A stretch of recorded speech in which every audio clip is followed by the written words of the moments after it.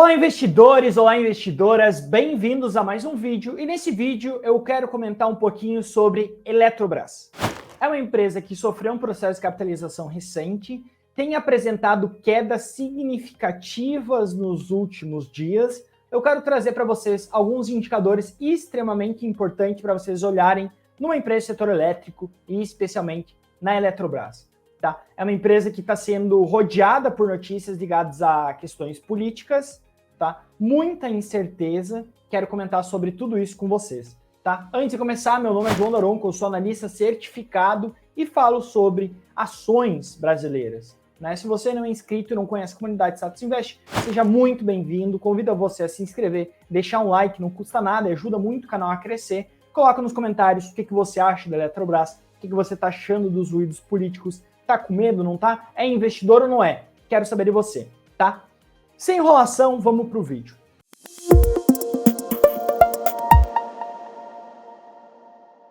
A Eletrobras, como vocês podem ver aqui na tela do Status Invest, para quem não conhece a plataforma, basicamente para vocês encontrarem uma empresa é só digitar Eletrobras, né?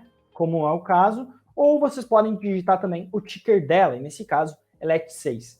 Tá? A Eletrobras tem sofrido bastante, quando a gente pega aí nos últimos 5 dias, teve uma queda de 10%, estava sendo negociada a próxima a 37,50, hoje está sendo negociada a 33, tá? A queda é bastante pronunciada, muito pós a eleição, então a gente teve a eleição aí até novembro de 2022, né, início de novembro, ela já caiu 40% desde então, 39,3%, tá?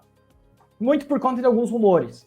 Né? Uma possível privatização, uma possível desprivatização, né? Alguns outros tópicos. Se vocês quiserem que eu comente sobre eles mais aprofundadamente, eu posso fazer um vídeo sobre governança de estatais e ex-estatais. Tá? Então coloca aí nos comentários se você quiser, eu posso trazer esse tópico. A ideia aqui é analisar indicadores financeiros. Tá? Então, comecemos utilizando até o módulo Forecast, tá? Para pegar as previsões de como o mercado está olhando o ativo. E aí é interessante, 11 analistas cobrem o ativo e dos 11 estão dando compra forte para a Eletrobras. Né? E se a gente for pegar nos últimos 6 meses, nada mudou. Né? E no último ano também nada mudou. E nos últimos 2 anos a gente teve uma migração de analistas que estavam com um status de aguardar para compra, a partir basicamente da privatização, da capitalização da empresa. Tá? O preço-alvo médio desses analistas estaria próximo de R$63. Tá? Vamos dar uma olhada nos indicadores. Tá? Alguns indicadores interessantes de se olhar.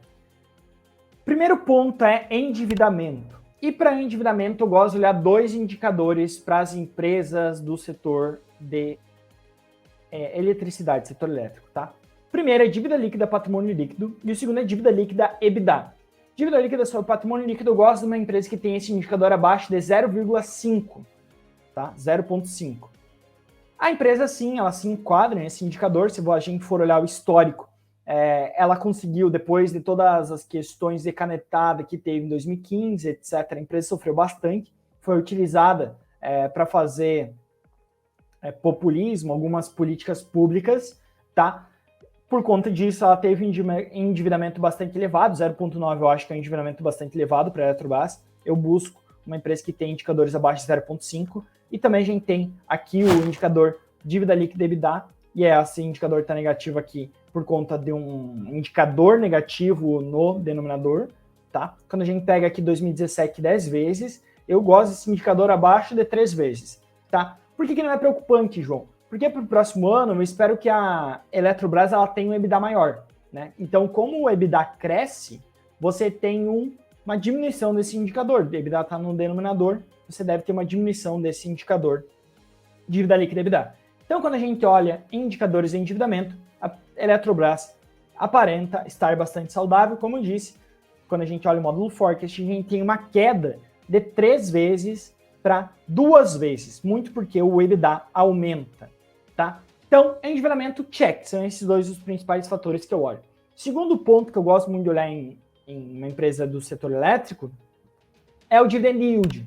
Tá? Quanto que é o yield que essa empresa vai distribuir para você? E aí, quando a gente olha o dividend yield da Eletrobras, a gente vê uma empresa que tem um yield mediano, mas que cresce muito. E por que disso? Porque existem vários fatores operacionais que devem ser melhorados dentro da empresa para o ano que vem e para esse ano, que devem impactar positivamente o resultado e que devem agregar muito valor para a empresa, vai fazer com que ela entregue mais lucro. Se ela entrega mais lucro e gera mais caixa, ela tem um maior dividendo distribuído, o que aumenta o dividend yield.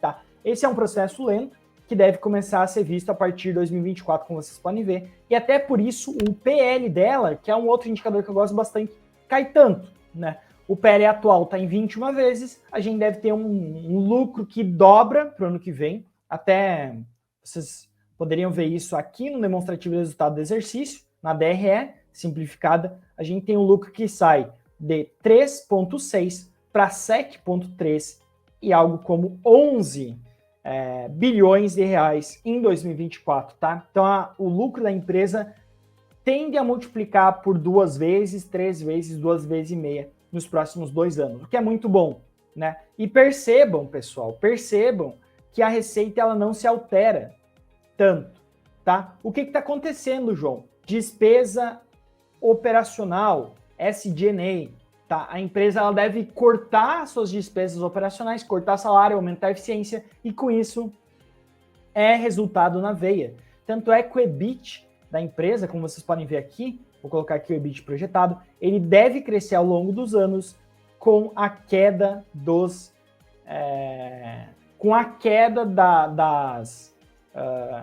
despesas operacionais, tá? Até vou trazer a margem EBIT para vocês verem. A gente tem um aumento significativo da margem EBIT, porque você tem uma diluição de custos e um corte de custos, aumento de eficiência. Tanto é que esses indicadores são chamados de indicadores de eficiência, né?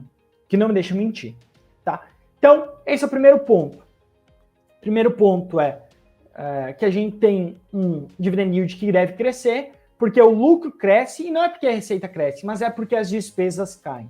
Então, ponto positivo, quando a gente olha P sobre VP, é um indicador que eu gosto bastante. Ele basicamente mede qual que é o preço em relação ao valor patrimonial que você está pagando, e a gente está falando de um P sobre VP de 0,7. Vocês podem falar, pô, João, mas sempre variou nessa faixa. Correto, mas a gente está falando de uma empresa que era estatal, tinha um risco estatal. E aí, quando a gente compara com outras empresas do setor, eu acho que a Energias do Brasil é um bom player para ser comparado, porque, querendo ou não, atua na cadeia inteira. A gente está falando de um player que opera com P sobre VP de 0,1. Né? Então, para a Eletrobras chegar a esse P sobre VP, a gente estaria falando de um incremento aí de 50%. Né? Um outro ponto bastante significativo. Tá? E, por fim, eu queria trazer a questão de rentabilidade. A empresa ela tem uma rentabilidade bastante baixa, né, recentemente, atualmente, 3% não é uma rentabilidade tão interessante. Essa empresa deve aumentar a sua rentabilidade para um patamar próximo de 10%, como vocês podem ver aqui. Tá? Isso também traz eficiência, isso também faz com que você esteja remunerando melhor seu patrimônio líquido e, com isso, o P sobre VP tende a se aproximar mais de 1. Tá? E aí até é interessante, né? A diferença entre Eletrobras e Energias do Brasil, como vocês podem ver aqui, o gap, tende a se fechar no futuro, porque a Eletrobras, se tornando uma empresa privada, com foco muito mais na eficiência realmente, tende a melhorar o seu ROI e fechar todo esse gap que se tinha em relação a Energias do Brasil. Tá?